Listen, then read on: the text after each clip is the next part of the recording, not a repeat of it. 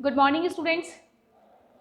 आज हम लोग पेपर थर्ड इलेक्ट्रॉनिक्स में जो हमारा यूनिट सेकंड चल रहा था उसमें हाफ वेव रेक्टिफायर कंप्लीट कर चुके थे और फुल वेव रेक्टिफायर हम लोग कंप्लीट कर चुके हैं, राइट। हाफ वेव रेक्टिफायर और जो फुल वेव रेक्टिफायर है उसमें आपने देखा कि जो हाफ वेव था उसमें रिपल फैक्टर हमें बहुत ज़्यादा मिल रहा था, इसलिए हम लोगों ने बात किसकी की, फुल वेव रेक्टिफायर की। और देन हमने फुल वेव रेक्टिफायर में देखा कि हमें रिपल फैक्टर 48% की समथिंग अप्रॉक्सीमेट मिलता है, ठीक है। फुल वेव के रेक्टिफायर के अंदर हमें जो गामा है, रिपल फैक्टर है, वो 48% के अप्रॉक्सीमेट मिलता है, ठीक है। लेकिन इसमें हमारे पास में एक कमी थी कि जो हम ये V इनपुट दे रहे हैं, V इनपुट दे रहे थे, ठीक है, और जो V आउटपुट था, जैसे इनपुट की सपोज कीजिए जो पीक वोल्टेज है वो कितनी है, Vm है, ठीक है। इसकी जो हाई जो वोल्टेज है, ज़्यादा वोल्टेज है, वो कितनी है, Vm है। तो हमें जो फुल वेव रेक्टिफायर है वहाँ पे जो आउटपुट मिलता है Vo, वो इस Vm का 2 गुना मिलता है। मतलब ये कितना मिलता है बच्चों, 2Vm के अप्रॉक्सीमेट हमें मिलता है। ये कुछ इस तरीके से हमें वैल्यूज़ की मिलती है, मतलब कि 2 टाइम्स पीक वैल्यू का यहाँ और 2 टाइम्स यहाँ। कहने का मीन्स है कि इससे हम लोगों को जो आउटपुट वोल्टेज है उसकी पीक वैल्यू ज़्यादा मिलती है। सिर्फ इसकी वजह से ही हम फुल वेव रेक्टिफायर को यूज़ नहीं कर पाते हैं, ठीक है, क्योंकि उसके लिए हम लोगों को एपरेटर्स बड़े बड़े चाहिए होंगे, राइट। और जो डायोड है वो कम लगाने पे हमें इतनी मिलती है। तो इससे हमने क्या किया, जो डायोड्स हैं, डायोड इन द सेंस ये PN जंक्शन, हमने इसके नंबर्स में वृद्धि कर दी, इसके नंबर्स में इंक्रीमेंट कर दिया। और जब डायोड के नंबर्स में इंक्रीमेंट किया तो हमने देखा कि हाफ वेव रेक्टिफायर में अर्ध तरंगदिष्टकरण के अंदर हम लोग एक डायोड यूज कर रहे थे। फुल वेव रेक्टिफायर के अंदर पूर्ण तरंगदिष्टकरण के अंदर हम लोग देखा कि हमने 2 डायोड यूज किए थे।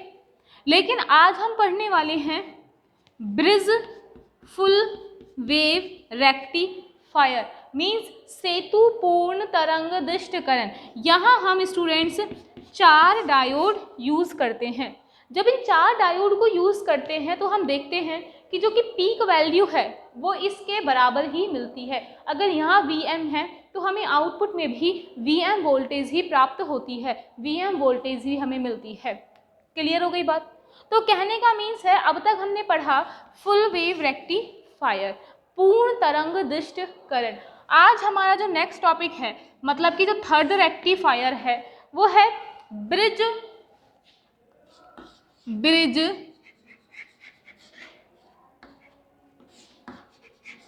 Full wave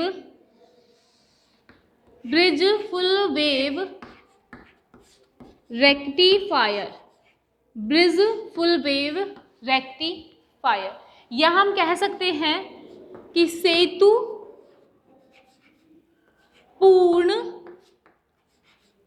तरंगदिष्टकरण। क्लियर हो गई यहाँ तक की बात, सेतु पूर्ण तरंगदिष्टकरण।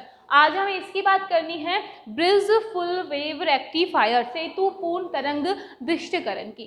तो सबसे पहले अगर हम यहाँ देखें कि सर्किट अरेंजमेंट के ऊपर, ठीक है, तो ये बना कैसा होता है इसके डिस्कस करते हैं फर्स्ट, और देन हम अपने टॉपिक को आज सिर्फ इसका बेसिक समझेंगे, ठीक है। आज हम सिर्फ इसके बेसिक्स बात करेंगे और नेक्स्ट लेक्चर में आप देखेंगे कि इसको हम राइट डाउन करना स्टार्ट करेंगे। आज हमें बेसिकली इसके पर्पज से समझना है।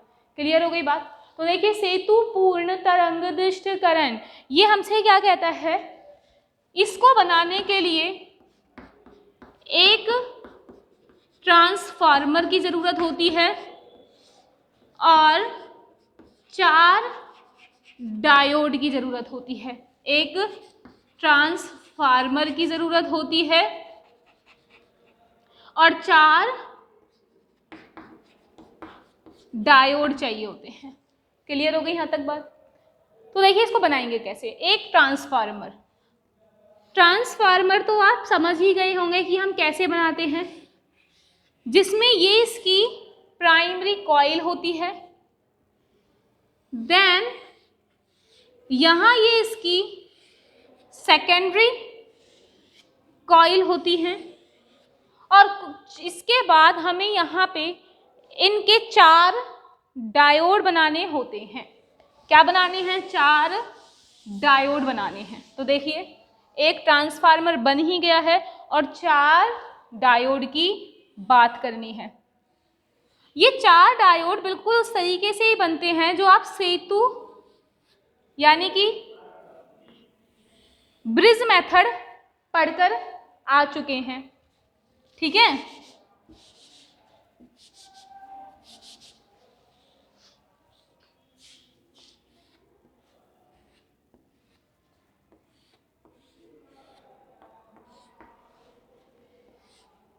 ये डायोड कुछ इसी क्रम में लगे होंगे, कुछ इस तरीके से लगे हुए होंगे, जो इसके इस पॉइंट से कनेक्ट होगा, और जो नीचे वाला है वो इसके इस पॉइंट से कुछ इस प्रकार से कनेक्ट होगा।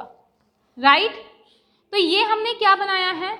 सेतु पूर्ण तरंग दिष्टकरण। सेतु पूर्ण तरंग दिष्टकरण बना के हम लोग देखते हैं कि यहाँ पे जो आउटपुट है, जैसे ये सेकेंडरी इससे कनेक्ट हो गया, जो आउटपुट है वो हमें कुछ इस टर्मिनल्स के मध्य में प्राप्त होता है। क्लियर? और यहाँ हमने इस टर्मिनल के लिए एक लोड रेजिस्टेंस को लगा दिया जिसका नाम है RL। जैसे RL को क्या बोलेंगे हम लोग? लोड रेजिस्टेंस बोल सकते हैं। क्लियर? इसे डायोड को नाम दिया D1, D2, D3 और इसको दिया क्या? D4। क्लियर हो गई बात? वापस देखिए, ये एक प्राथमिक कुंडली है जिसे हम क्या बोलते हैं? Primary coil. राइट? इसे हम क्या बोलते हैं? Secondary coil. प्राथमिक कुंडली। और ये क्या है? द्वितीयक कुंडली। ठीक है, यहां पर हमें इसके रेस्पेक्ट में एक VI वोल्टेज देते हैं। VI मतलब इनिशियल वोल्टेज, प्रारंभिक वोल्टेज दे रहे हैं। ठीक है, ये D1 है, ये D2 है, ये D3, ये D4, और इसके रेस्पेक्ट में हमें क्या प्राप्त होगा बच्चों? V output. राइट? अब देखिए प्राथमिक कुंडली काम करती कैसे है। आपने ये पढ़ा था ना प्रेरण के बारे में। प्रेरण मीन्स कहें तो हम इंडक्शन। देखिए बच्चों, आज इसकी बेसिक बात कर रहे हैं सेतुपूर्ण तरंगिष्टकरण की, यानी कि ब्रिज फुल वेव रेक्टिफायर की कुछ बेसिक बातें कर रहे हैं।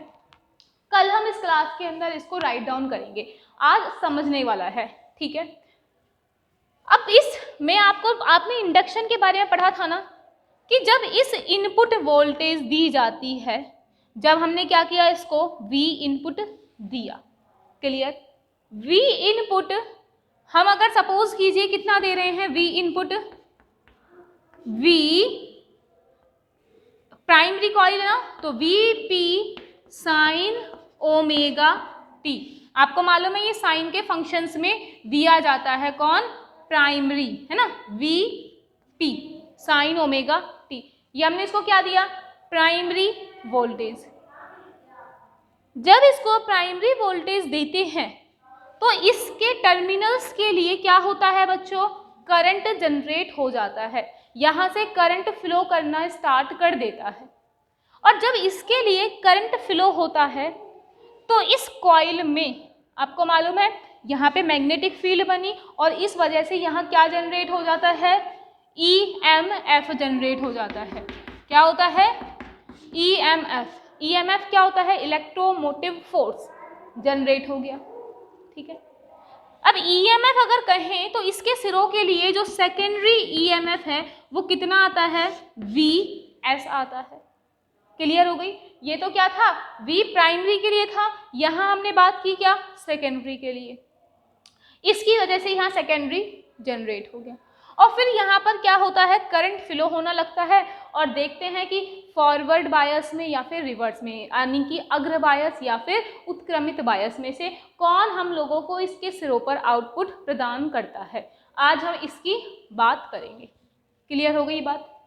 तो देखिए अब हम इसको समझते हैं ये वर्क करता कैसे है, इसकी वर्किंग समझना स्टार्ट करते हैं। ठीक है, तो देखना, इसे हटाते हैं, है ना।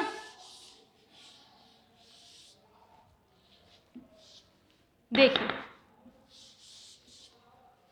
V इनपुट हमें मिल गया। अब हम इसको क्या देते हैं, करंट देते हैं, AC वोल्टेज देते हैं। देखिए सबसे पहले हमने यहां बनाते हैं इसे,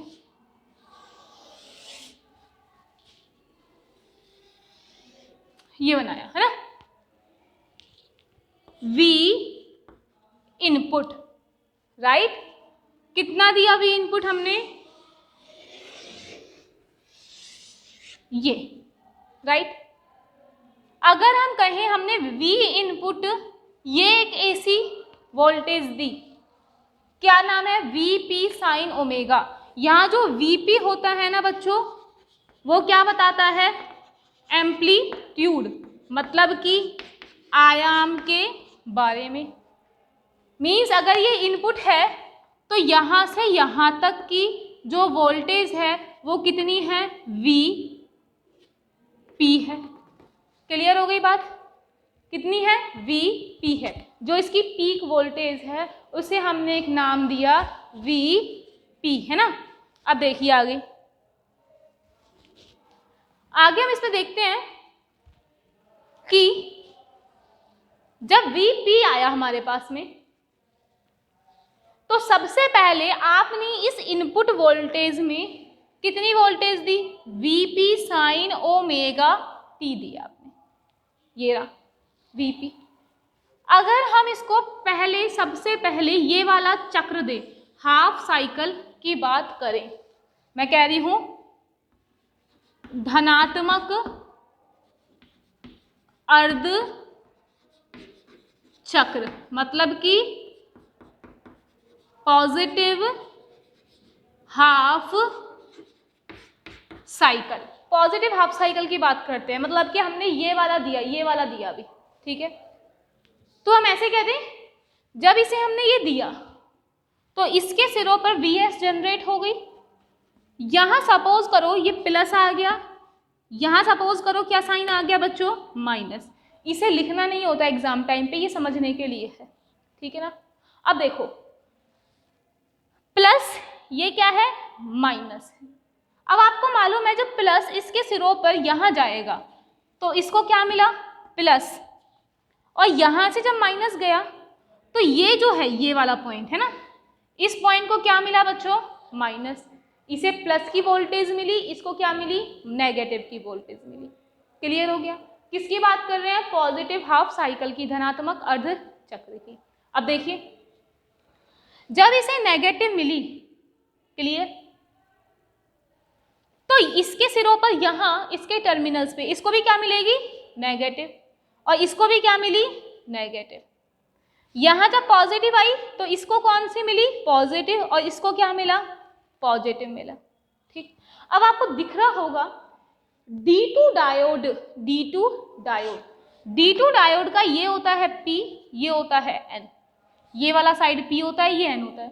जब P के पास में प्लस आता है ना, जब P के पास में प्लस आता है तो वो क्या कहते हैं, उसको हम लोग फॉरवर्ड बायस, मतलब कि फॉरवर्ड बायस, अग्र बायस बोलते हैं, राइट। और जब माइनस, जैसे यहां देख लीजिए आप, ये n है, n, इस n के पास में ये p है, ये n है, इस n के पास में प्लस आएगा। अगर नेगेटिव के पास में प्लस आएगा तो हम उसे क्या बोलते थे, रिवर्स बायस, मतलब कि उत्क्रमित बायस। यहां तक की बात क्लियर हुई बच्चों? आपने पढ़ा था कि जो अग्र बायस होता है उसमें तो करंट का प्रवाह होता है, करंट फ्लो होता है, लेकिन जो रिवर्स बायस होता है वहां करंट फ्लो नहीं होता है। क्लियर? तो अब देखिए, जब इस डायोड के पास में प्लस का साइन आया तो यहाँ क्या होगा, करंट फ्लो होना स्टार्ट कर देगी हमारे लिए। तो ये क्या हुआ, करंट यहाँ पर फ्लो होने लग गई। दूसरा, प्लस का जब यहाँ जाएगा n के पास में तो इसके सिरों के मध्य में कोई भी करंट फ्लो नहीं होगी, समझे? फिर देखिए आगे, इसको कौन मिला, माइनस, यहाँ से करंट फ्लो होना स्टार्ट कर देगी लेकिन इस पे फ्लो नहीं होगी क्योंकि इसके पास, माइनस के पास कौन है, प्लस।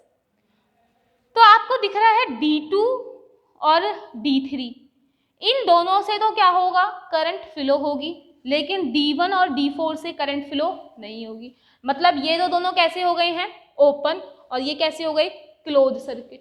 ठीक, जब इससे करंट फ्लो होगी तो ये अपना एक पाथ बना लेगी, ये वाला पाथ। इसने अपना पाथ कौन सा बना लिया, ये वाला। और जब इससे करंट फ्लो होगी तो आपको मालूम है यहाँ से वोल्टेज आई और इसने अपना पाथ कौन सा बना लिया, कुछ ऐसे बना लिया। और यहाँ से फ्लो होते हुए RL के टर्मिनल्स के पे हम लोगों को कौन मिल जाएगा बच्चों, आउटपुट मिल जाएगा। क्या मिलेगा, V आउटपुट। तो हम ऐसे कह सकते हैं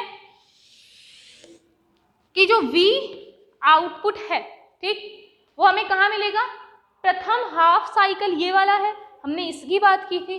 तो देखिए यहाँ से यहाँ तक की अगर आप बात करें वापस से, तो बच्चों देखिए इस पे हमें क्या मिल गया, एक वोल्टेज इसके बराबर के ही, किसकी वजह से मिला ये वाला, हमें D2 और D3 की वजह से मिला है, D2 एंड D3 की वजह से कौन मिला है, पॉजिटिव हाफ साइकिल मिली। कोई दिक्कत तो होगी नहीं यहाँ तक, ठीक। ये एक बात समझ आ गई। एक बार वापस देख लें, वापस से एक बार इसको। मैंने कहा देखो इसको दो बार क्यों समझ रहे हैं, क्योंकि इसमें ना 4 ये लगे हुए हैं, 2 2 1 1 के, तो तुम समझ जाते हो, दिख जाता है वहां पे, है ना। देखिए मैंने कहा यहाँ पर ये इनपुट वोल्टेज है, उस पर इनपुट वोल्टेज पे हमने एक वोल्टेज दी। इस वोल्टेज का आयाम एम्पलीट्यूड कितना है, Vp, मतलब इसकी हाई वैल्यू, सबसे हाई वैल्यू कौन सी है, Vp है, ठीक। जब Vp हमने इसको दिया तो क्या हुआ, प्रथम आधी चक्र को भेजा, फर्स्ट हाफ साइकिल को भेजा। जब इसमें से फर्स्ट हाफ साइकिल को भेजेंगे तो यहाँ क्या हुआ, इंडक्शन, प्रेरण हुआ। प्रेरण की वजह से यहाँ पर क्या हुआ, सेकेंडरी वोल्टेज आ गई, और इस सेकेंडरी वोल्टेज की वजह से, जब तुम्हें मालूम है वोल्टेज आ जाती है तो करंट फ्लो होगा, क्योंकि आप लोग सब जानते हैं करंट को प्रवाह कौन करा रहा है, किसकी वजह से बह रहा है करंट, वोल्टेज की वजह से, ठीक। तो अब क्या हुआ, यहाँ वोल्टेज आ गई तो हमें यहाँ पे क्या मिल जाएगी, करंट मिलेगी। अब बच्चों जो ये करंट है ये इस पे पॉजिटिव साइकिल है और ये इस पे नेगेटिव साइकिल है। यहाँ पॉजिटिव वोल्टेज है, यहाँ नेगेटिव वोल्टेज है। तो आप देखिए इसमें D2 और जो D1 है उसमें,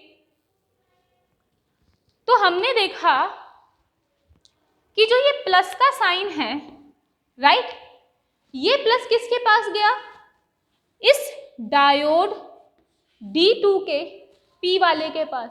आपको मालूम है जब प्लस P वाले के पास जाए या फिर माइनस N के पास आए, कहने का मतलब है माइनस N और प्लस P, ये इन दोनों का एक कॉम्बिनेशन जब बन जाए तो प्लस जब P के पास जाता है तो क्या होता है, फॉरवर्ड बायस, क्या बोलते हैं उसे, अग्र बायस। अग्र बायस ये हुआ, कहने का मतलब हो गया ये सर्किट कैसा हो गया, क्लोज सर्किट, एक बंद परिपथ हो गया। और आपको मालूम है जैसे ही बच्चों ये क्लोज हुआ तो यहाँ पर एक करंट फ्लो होने लग गई, वो ये रही, ठीक। फिर ये जो पॉजिटिव साइड है वो इसके पास आया, यहाँ इससे पॉजिटिव से कौन टकराया, एन वाला, नेगेटिव साइड। इसने देखा प्लस के पास कौन आया, नेगेटिव, तो इसने क्या बनाया, एन से रिवर्स बायस। तो रिवर्स बायस होते ही ये सर्किट कैसा हो गया, खुला परिपथ हो गया, या हम कह सकते हैं ये क्या हो गया बच्चों, ओपन सर्किट हो गया। और ओपन सर्किट से कोई भी करंट फ्लो नहीं होती है, ठीक। तो मतलब करंट D2 से जा रही है लेकिन D1 से नहीं जा रही है, समझ आ गया होगा। फिर हमने कहा यहाँ नेगेटिव साइन मिला था, ये जो नेगेटिव है वो इस पोटेंशियल ड्रॉप नेगेटिव इसके पास आया, इस नेगेटिव से ये Pn के N वाले से मिला, N से N मिल रहा है तो ये क्या बन गया, क्लोज परिपथ। और क्लोज लूप बनते ही, एक बंद परिपथ बनते ही वहाँ से क्या होती है, करंट फ्लो होती है। तो ये वाली करंट फ्लो होने लग गई, लेकिन यहाँ N से कौन टकरा रहा है, P वाला, तो यहाँ पे करंट फ्लो नहीं होगी। तो करंट ने एक अपना लूप कौन सा बना लिया बच्चों, ये वाला, और ये इसके सिरों के मध्य यहाँ से हमें क्या मिल गई, करंट। तो देखो अब करंट दोनों साइड मिल गई तो एक पोटेंशियल डिफरेंस बन गया RL के सिरों के लिए। तो हम क्या कह सकते हैं कि हमें क्या मिल गया है, इसके सिरों के मध्य, इसके टर्मिनल्स के बिटवीन हमें एक आउटपुट वोल्टेज मिल गई है जिसे हमने बोला V आउटपुट। और ये किसके लिए मिली है, पॉजिटिव हाफ साइकिल के लिए। कौन मिला है, V आउटपुट। किसकी वजह से मिला है, D2 और D3 की वजह से। D1 और D4 की वजह से क्यों नहीं मिला, क्योंकि ये कैसे हो गए हैं, ओपन सर्किट, और ओपन सर्किट से कभी भी करंट फ्लो नहीं होती है, तो इसलिए इसके सिरों के मध्य कोई भी करंट नहीं मिली। तो ये वाली बात कंप्लीट होती है फर्स्ट हाफ साइकिल के लिए, या हम कह सकते हैं पॉजिटिव हाफ साइकिल के लिए। क्लियर हो गई यहाँ तक की दिक्कतें। आगे चले अब हम लोग, तो आपको ये वाला हो गया होगा, समझ आ गया होगा। आगे बात करते हैं हम इस नेगेटिव परिपथ के लिए, इस नेगेटिव पाथ के लिए। तो देखिए जी, ऋणात्मक अर्ध चक्र है ना। तो देखो ये डायग्राम पूरा ही इसको मिटाना पड़ेगा हम लोगों को। इसके पीछे की वजह है क्योंकि इस डायग्राम में हमने इसका समझ लिया है ना, इसको थोड़ा सा आप ऊपर बना देते हैं इसके लिए ही है ना।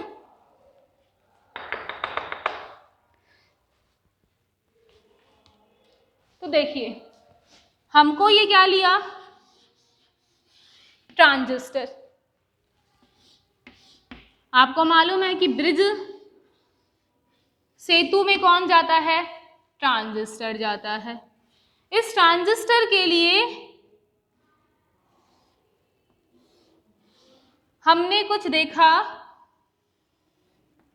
कि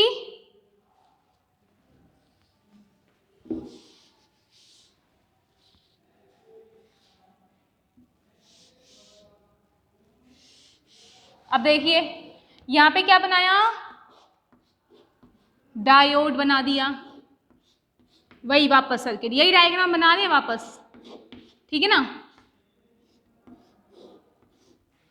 अब देखिए इसके ऊपर से एक वायर गई, लाइन जॉइनिंग टाइप्स की है ना।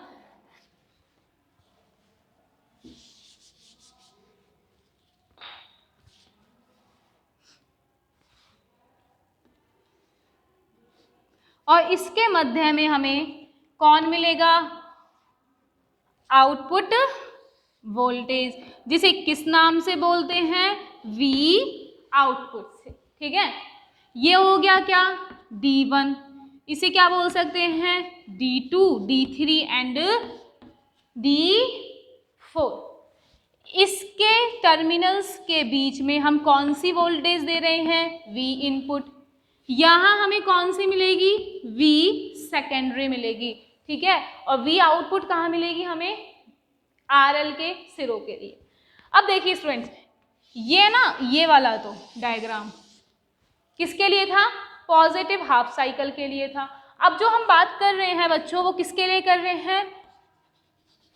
नेगेटिव हाफ साइकिल के लिए, मतलब कि ऋणात्मक अर्ध चक्र के लिए, जिसकी यहाँ से जो वोल्टेज है उसे भी क्या बोलेंगे? Vp, मतलब कि पीक वोल्टेज। अब देखिए हमने क्या किया, अब दे रहे हैं ऋणात्मक चक्र को, नेगेटिव हाफ साइकिल को हम भेज रहे हैं।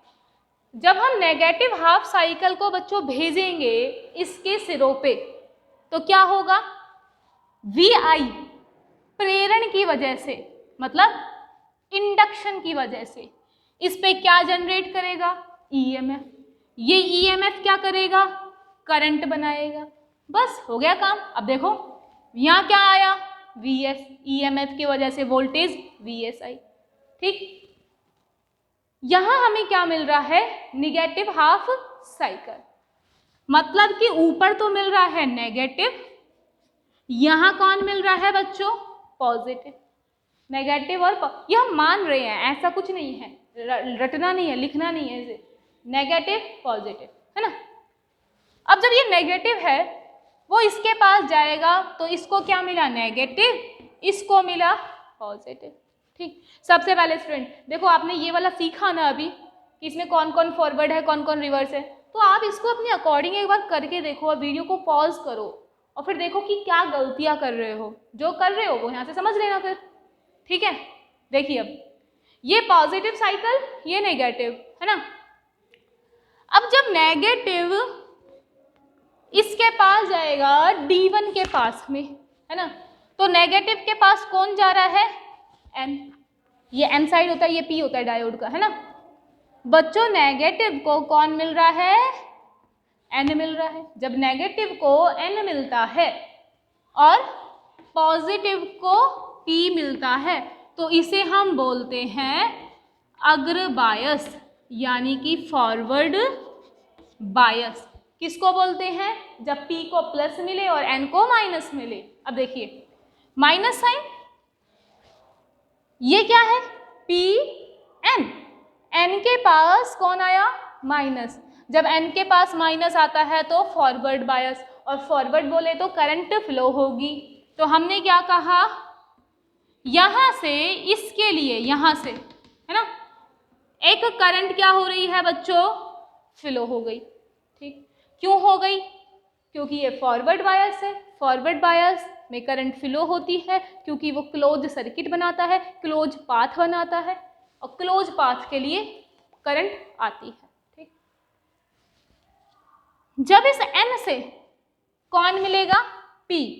तो बच्चों देखना, N से P मिले मतलब नेगेटिव से P मिले और पॉजिटिव से N मिले तो इसे बोलते हैं हम रिवर्स बायस, उत्क्रमित बायस है ना। N नेगेटिव से कौन मिल रहा है? P, उत्क्रमित बायस, रिवर्स बायस बना।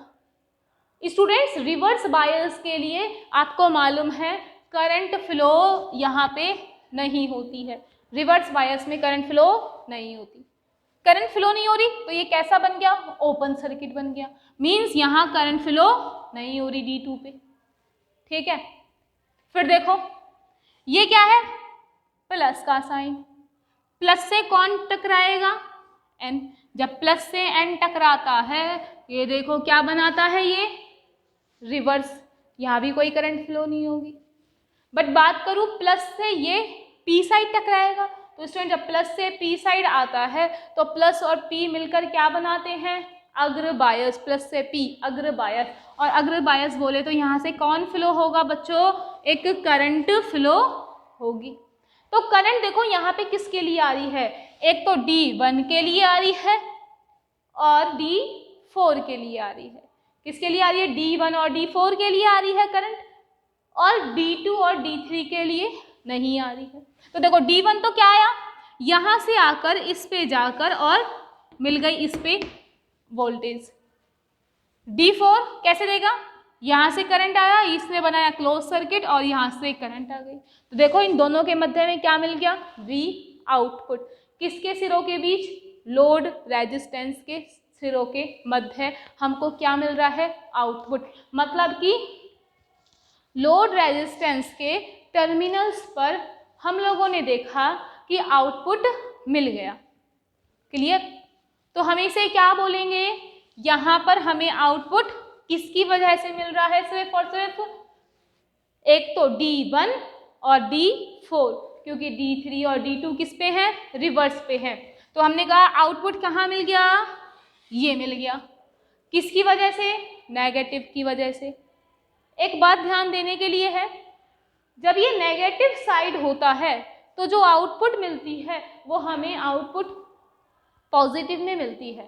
ठीक है, क्योंकि रिवर्स कौन हो रहा है, करंट हो रहा है। तो रिवर्स के डायग्राम में हम करंट को रिवर्स कर देंगे, उल्टा कर देंगे। क्लियर? तो ये हमें अब क्या मिल गया इस तरीके से स्टूडेंट्स, पॉजिटिव साइकिल। और पॉजिटिव बोले तो किसकी वजह से मिला, D1 की वजह से और D4 की वजह से। तो D1 एंड D4 की वजह से मिल गया।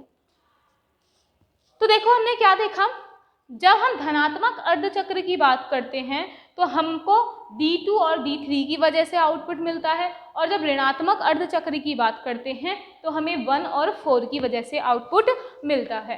क्लियर हो गई बात? तो एक बार आप लोग इसको रफली साइड में इसको बना लीजिए।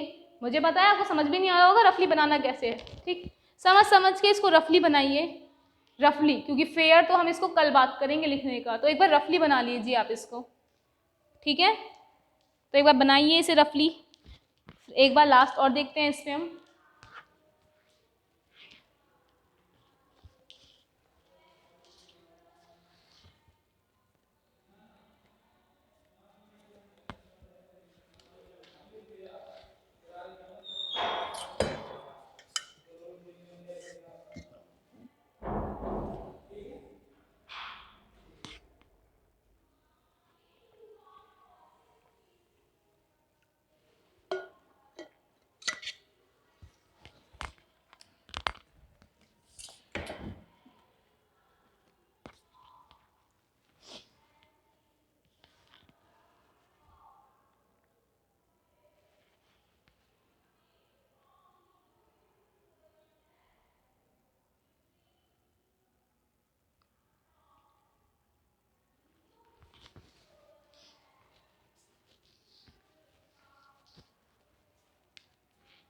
जैसे लिखिए, देन हम बात करते हैं इसके अप्रोक्स।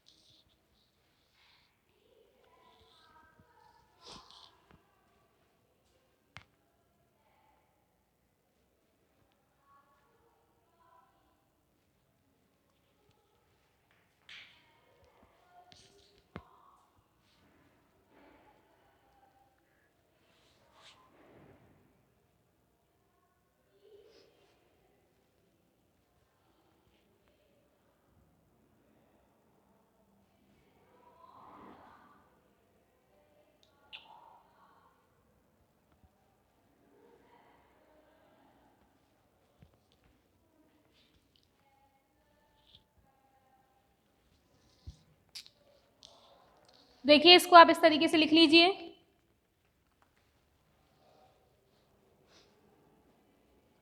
ये आपने रफली बना लिया होगा, बाकी फेयरली बात हम कल करेंगे इसके लिए। नेक्स्ट लेक्चर में मीन्स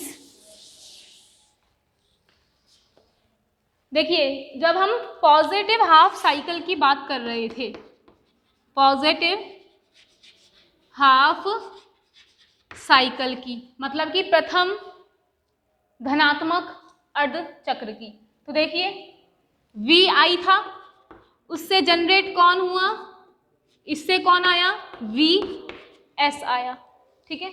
वी एस ने क्या जनरेट किया, करंट, जिसकी वजह से देखिए D3 और D2, 2 और 3 की वजह से हमें कौन मिला था, D3 एंड D2। ये कैसे हो गए थे बच्चों, फॉरवर्ड बायस, फॉरवर्ड बायस हुए थे, जिसकी वजह से क्या मिला हम लोगों को, क्लोज सर्किट। और जैसे ही ये क्लोज सर्किट हुआ तो हमें क्या मिला, आरएल के सिरों पर वी आउटपुट। क्लियर। नेक्स्ट देखिए, इसमें नेगेटिव हाफ साइकिल की बात करें तो नेगेटिव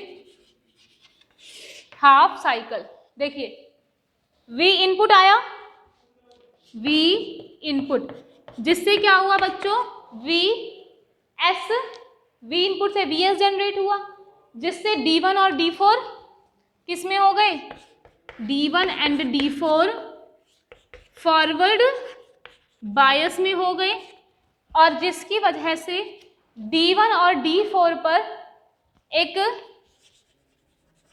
क्लोज्ड सर्किट बन गया, और क्लोज सर्किट के बनते ही आरएल के सिरों के मध्य हमें क्या मिल गया, वी आउटपुट।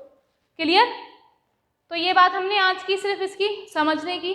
नेक्स्ट लेक्चर में हम लोग इसकी वर्किंग और सर्किट अरेंजमेंट को रिटर्न देखेंगे, लिखेंगे, और उसके बाद में एवरेज वैल्यू, करंट और वोल्टेज सिमिलरली डिस्कस किया जाएगा।